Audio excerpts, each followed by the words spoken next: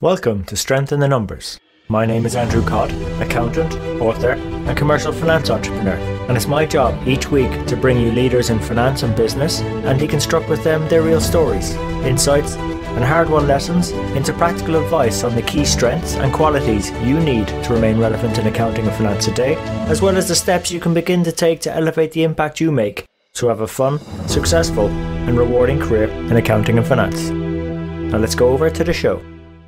Hi everyone, and welcome to this week's episode of Strength in the Numbers. Our guest mentor today is Larysa Melnychuk, and I've been trying to get Larysa on the show for ages, so really delighted to bring her on the show because she has some amazing insights picked up through many years of not only working with inside FP&A, financial planning analysis, but also from the outside in. And she travels the world, racks up many thousands of miles and kilometers, going to various cities around the world where she leads a number of FP&A circles and forums and talking to leaders in finance across many different organizations and many different industries.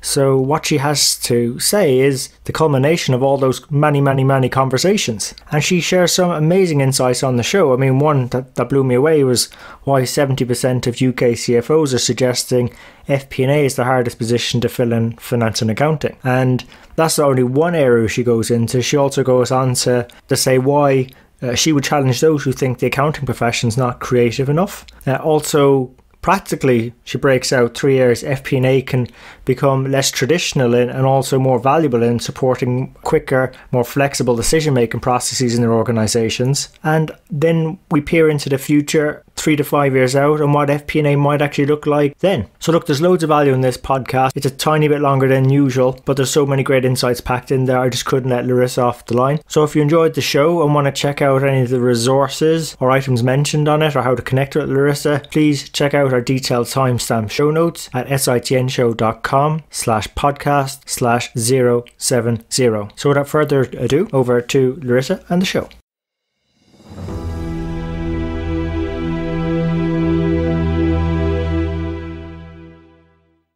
Yes, so where shall I start? As you can hear from my accent, I'm originally from Eastern Europe. I'm Ukrainian. And after school, I decided that I really like physics and mathematics. And the decision was to go to technical university.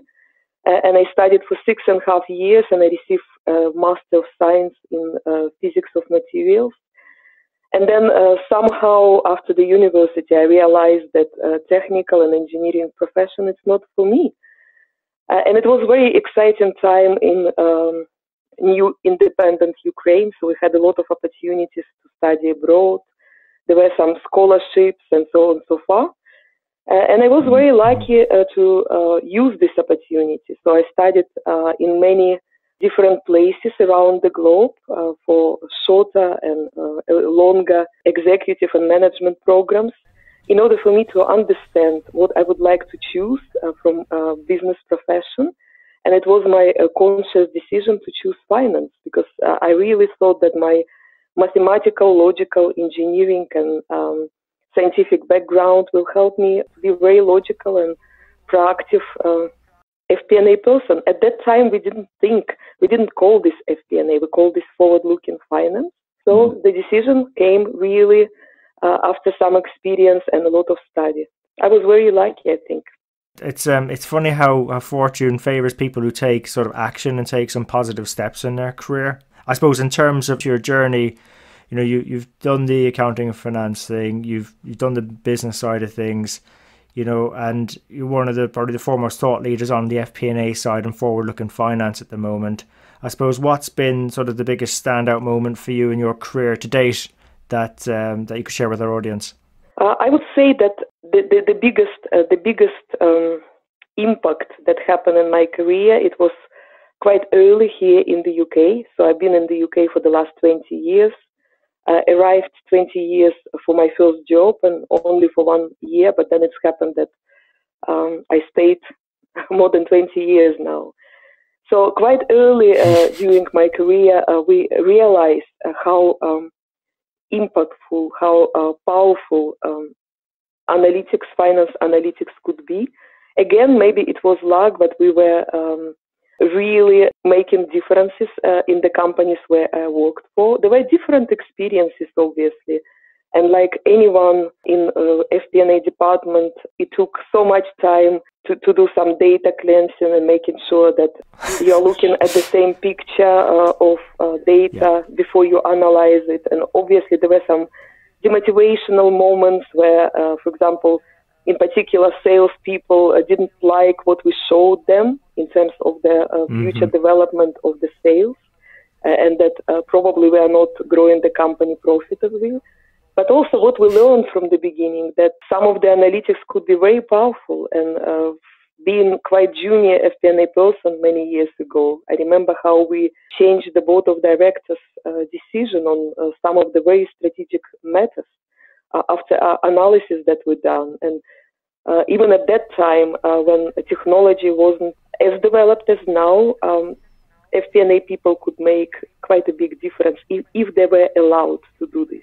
That's an interesting thing I've noticed with FP&A. Even when you can be quite at a junior level in there, some of the work that we do can impact decisions right all the way up to board level. I mean, that's pretty amazing when you think about it. And you're not the first person to share that thought on our podcasts. I suppose in terms of, would that type of thing have scared you? Or I mean, like, how did you approach preparing analyses that could change a board decision? I mean, how do you prepare yourself, or what steps do you go through for that? I would say that even now, not every company allows this. It's really depends on the company culture.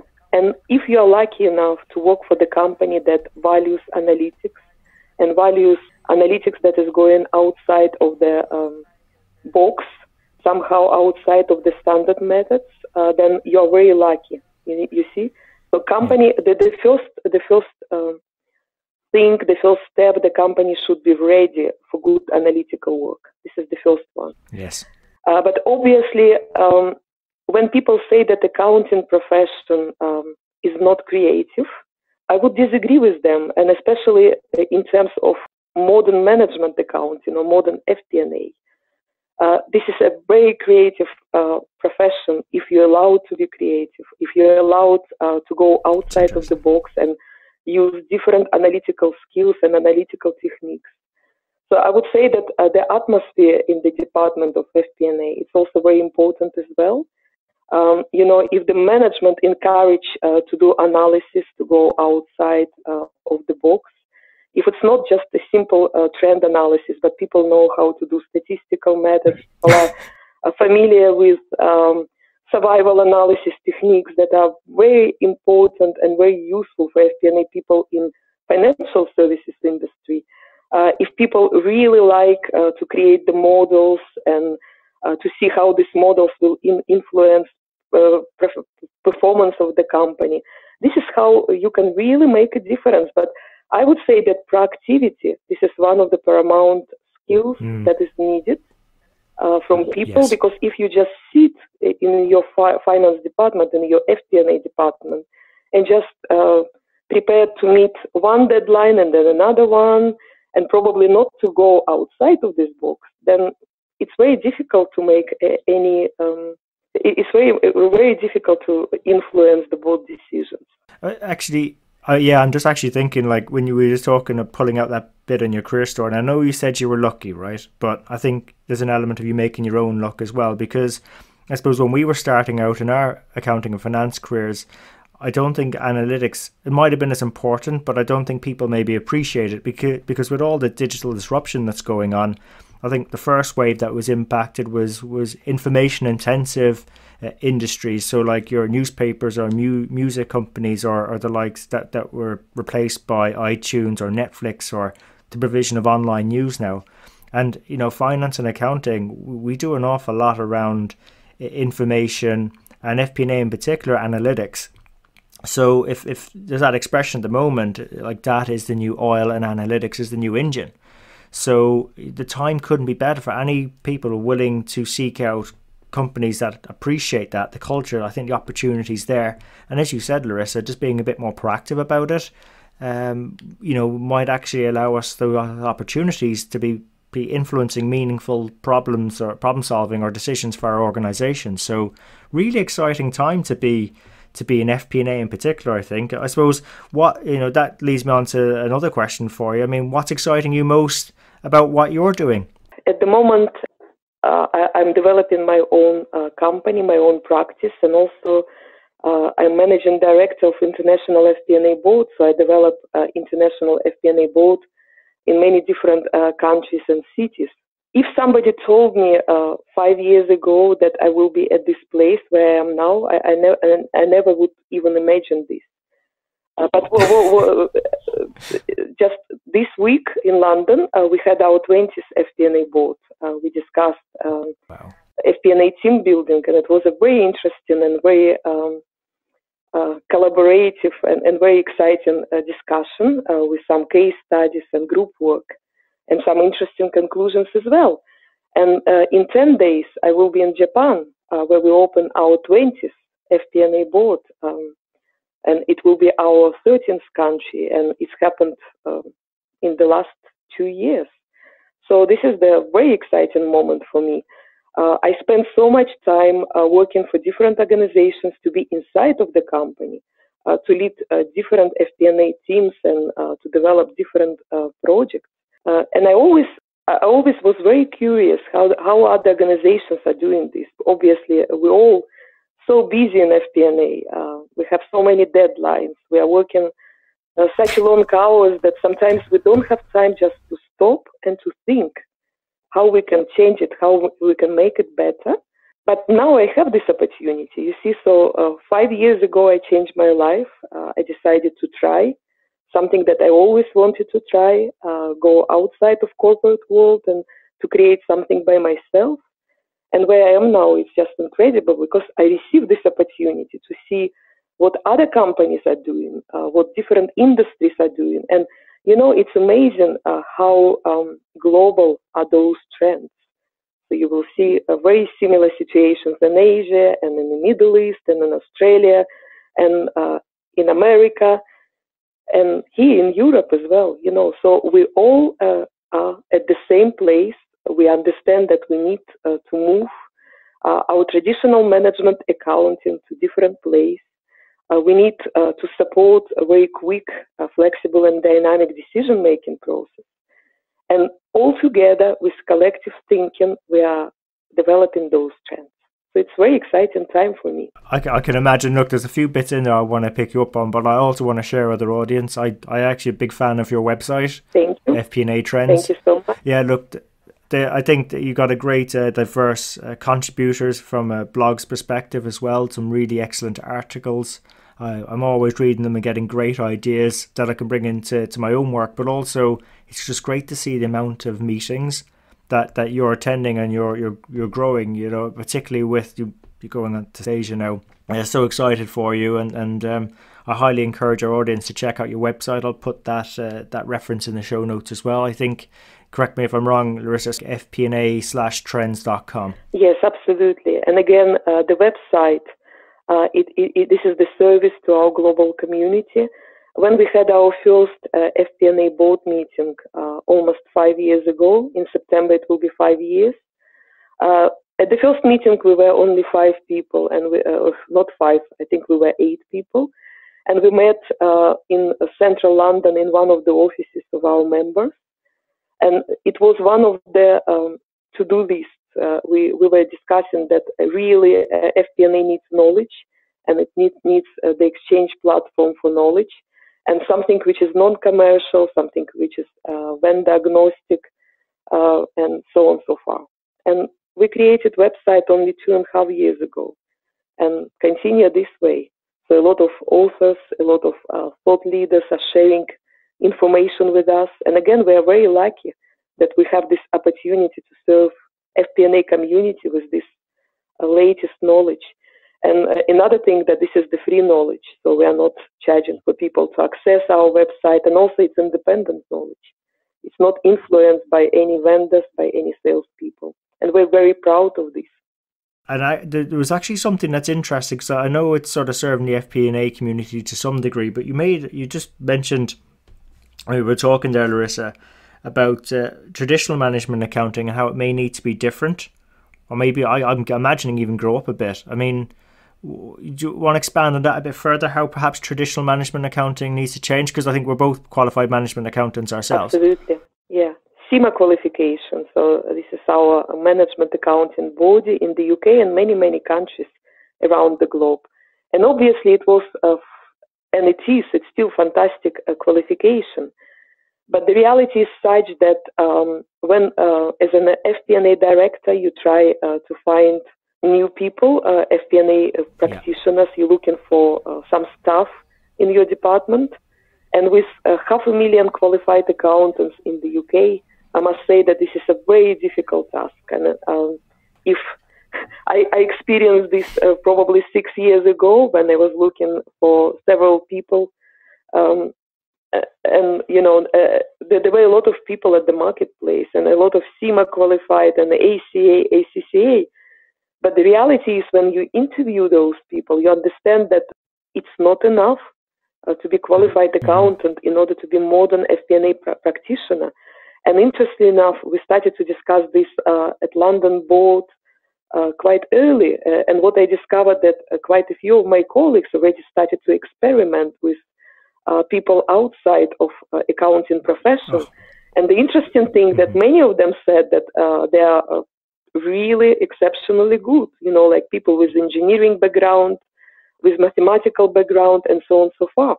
So they have this mathematical mind, they are really very good business architects, they can see the picture, they can go outside of the box that I mentioned to you, Andrew, at the beginning of this conversation. So the reality is that the world when we just qualified and thought that we set for life, this time is gone now, yes? So as qualified accountants, we really have to work very hard in order to be adjusted, adopted with the current trends. We really have to be much more analytical. We really need to understand what is going on. Otherwise, we will be just redundant. Yeah, I feel I've got a feeling, and practically, from hiring decisions, I hate to say it, I can't remember the last time I employed an accountant. Not to say that we don't have the skills, I just think we do. It's just I've got some very good accountants working with me already, and it's just about supplementing them with very smart people who can help think us a bit outside. So people from engineering backgrounds, data science, analytics, operations, and actually it's that cross-fertilization. It's us helping them understand business processes a bit better, and also how things translate into the financials, and them helping us with what their professions can bring to the table as well. So it's that, I think, that diversity and also that willingness to try new things. And I've made some very good hires from even HR teams and IT teams in the past as well. So I encourage any sort of finance leaders out there is build a good core of accounting and finance professionals, but also supplement them with people willing to look from the outside in as well.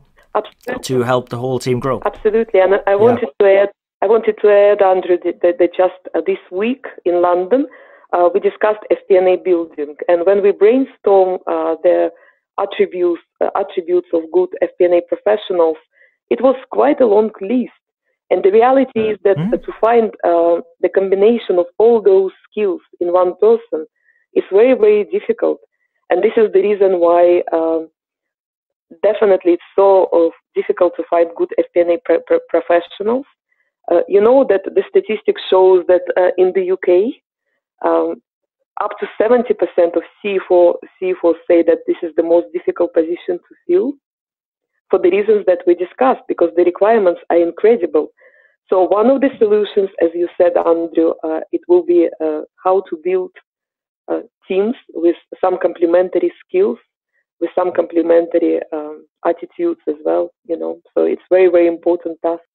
Yeah, I agree. Those attributes, those traits, like I think I've got it down to about 12, and I still think that underplays it. I think I just have to make it a manageable number for people to understand. And look, I'll make this free on the website. I'm working with a developer at the moment to bring it into being. But, I don't expect everyone to score highly on each trait, but it's about how you can complement with your traits, your attributes, the rest of the team and the rest of the organization, and plug into it as an added value piece.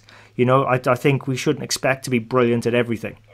This is absolutely true. But know our strengths, and build on those.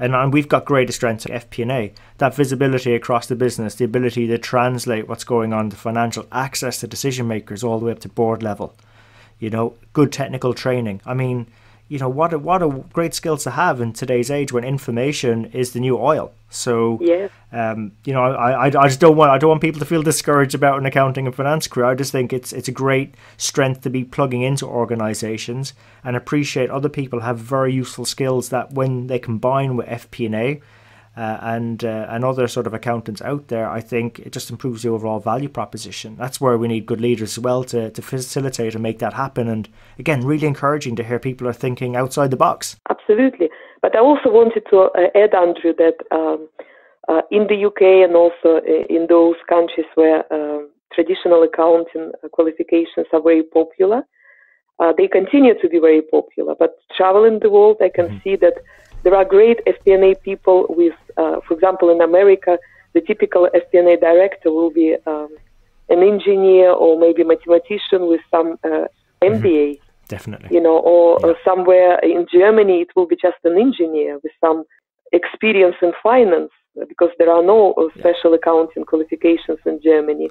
And the same happening in Scandinavian countries or in France, for example, But then you will go to countries like the Middle Eastern countries and Asian countries, and you will see a lot of different qualifications there. So a lot of international people coming with their own background and their own qualifications. So American qualifications, some local qualifications, British qualifications. I must say that qualification, it's not the same as it used to be. There are many different ways to the profession.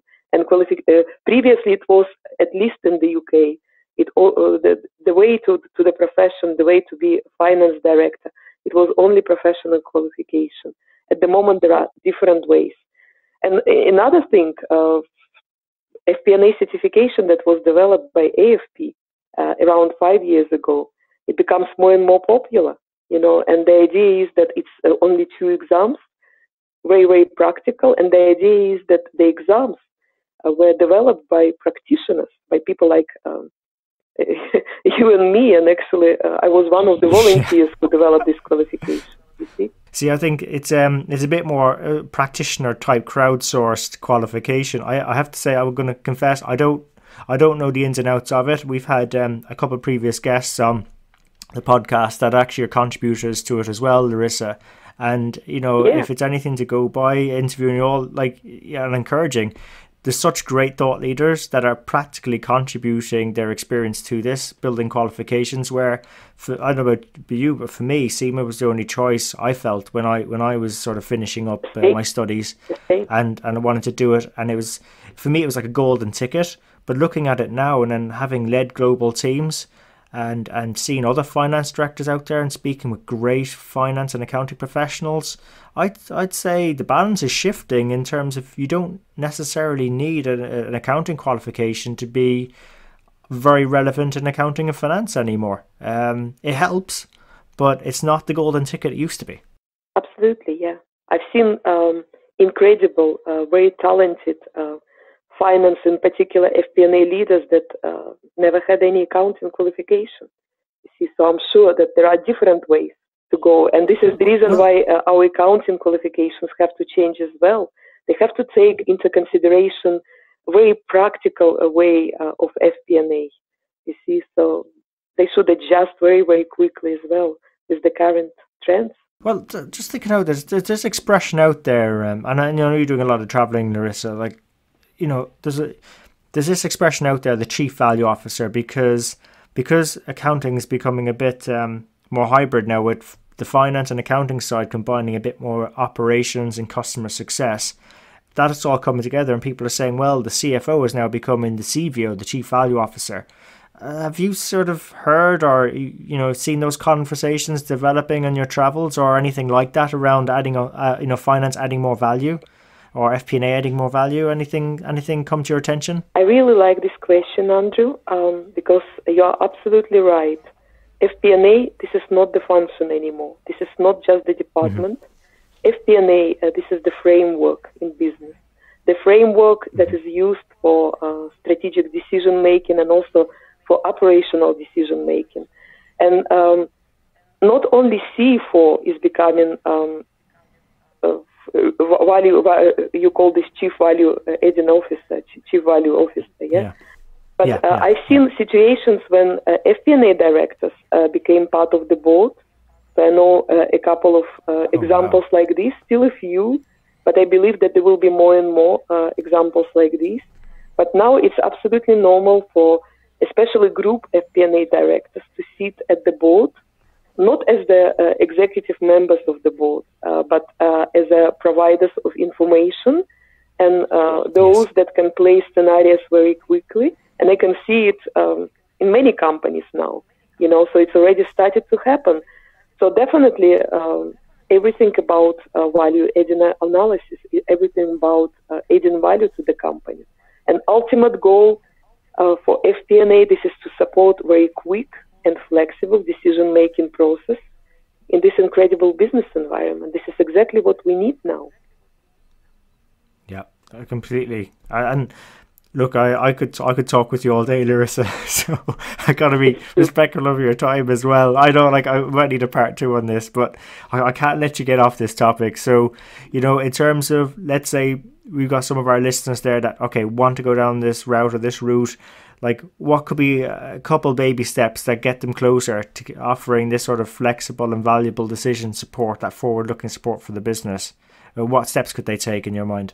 Oh, this is an interesting question that very difficult to answer just in a few sentences. I know, yeah. This is exactly what we are discussing around the globe with our international FP&A boards, the boards that attended by CFOs and finance directors of large organizations. The reality is that everything starts from the culture. And this is currently, this is one of the biggest barriers on the way of modern financial planning and analysis. If this is a very traditional culture where a very traditional budgeting and planning process is embedded into this culture, then it's very difficult to change anything. You could be wonderful FP&A practitioner, professional with fantastic team of analysts, but the reality is that probably you wouldn't be even allowed to share your ideas. If company is very traditional, if company prepared, set the targets that are probably not so analytical and more judgmental. Budgeting, it's all about judgment very often. Very, very rare traditional budgeting process is analytical, independent, and creative process. Very often this is the negotiation between top management and operational directors about the targets and future goals and bonuses. So in reality, this is what is a budget. Yeah, and if you still have this process very embedded in your company, it's very difficult to change it. But though I've seen some situations when it could be changed from the bottom by those very analytical people with some very interesting analytical insights that they can share in the company. So I saw that it's happening already. So the first one, obviously, this is the culture. The second one, people have to be ready. We already talk about traditional accountants. Definitely, they're not traditional accountants. They're not just consolidators of information.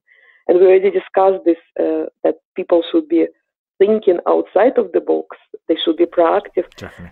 They also should be quite brave, because sometimes it's not easy in organization to go outside and to say, what, but we have to change this, and that, because this is what our analytics showing, and this is what we are going to have in the future. And sometimes it's not easy when company doesn't allow this free thinking, and company doesn't allow the ideas, analytical ideas. Sometimes it happens, unfortunately. It does. Yeah, no, it does. Yeah. It does, and can be very frustrating as well. Yeah. To build resilience, to keep going and keep believing in the value we're trying to provide. Very, very difficult scenarios, and I've seen a lot of good FP&A professionals leave and move to other companies where they're embraced. And sometimes that's unfortunately the move, and I tend to see what happens other times. The finance teams of those business units where they left, they tend to stagnate. Absolutely. And Absolutely. like that, culture is so important, but you got to give it a shot. You can't quit before you've given it a go, because you learn so much in that process about yourself and also the culture that's going to fit for you, where analytics is going to be appreciated. It's absolutely true, Andrew. So the best way to lose your best analysts, this is to create this atmosphere where they have to be very political, to think what they deliver to the top management, and so on and so forth. But another thing which is very important, this is also analytical systems. In many companies, planning systems, they're either outdated, or maybe if new systems were implemented recently, they were implemented with the old model in mind. And what I mean by this, you see, even the way how we model and how we plan, all of this should be changed as well. So it's not a line-by-line planning almost to your general ledger level, as we used to do many, many years in traditional management accounting. But actually, this is thinking about key drivers. It's thinking about how these key drivers are going to change. Thinking about outside and internal and external drivers. And also creating the architecture of your model that allows you for very quick, almost in real-time decision-making process. And if you ask me whether many companies manage to achieve it, no, it's not happening yet. You see, so the majority of companies are still very, very traditional. So we have to change our processes as well. That is so true. And I think and you know what? A lot of people want to skip this step because they don't think it's value adding, and it's hard, cleaning data, identifying the real value drivers, getting all the disparate bits of internal, external sources together. But if we haven't got the right architecture to drive our own understanding, how are we going to be effectively communicating the real story, what's going on with the decision makers?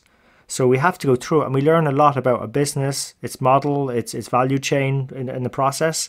So unfortunately, there's no getting around it. Sometimes we're fortunate that the architecture is in place when we arrive, but sometimes we have to build it.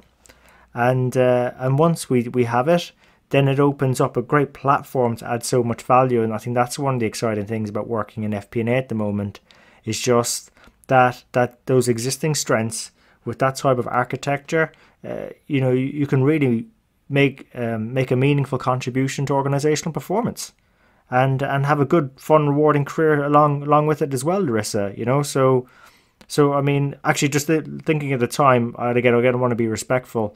Would you have any other sort of final thoughts for our audience in terms of FP&A, or what their sort of next steps, or what they should be thinking about in terms of the future of finance and FP&A for them? Yes, absolutely. And Andrew, it will be relating to your previous commentary about quality of data and architecture of models. You're absolutely spot on this. You see, what is happening at the moment and what we will see in the next 3-5 years, everything will be about data. Everything will be about how to use these oceans of data, both external and internal, for planning and forecasting and decision making. And you're absolutely right. Everything will be about data quality, because this is one of the biggest issues in many organizations. But also it will be about building fully driver-based models. Those models that can explain at least 80% of the results.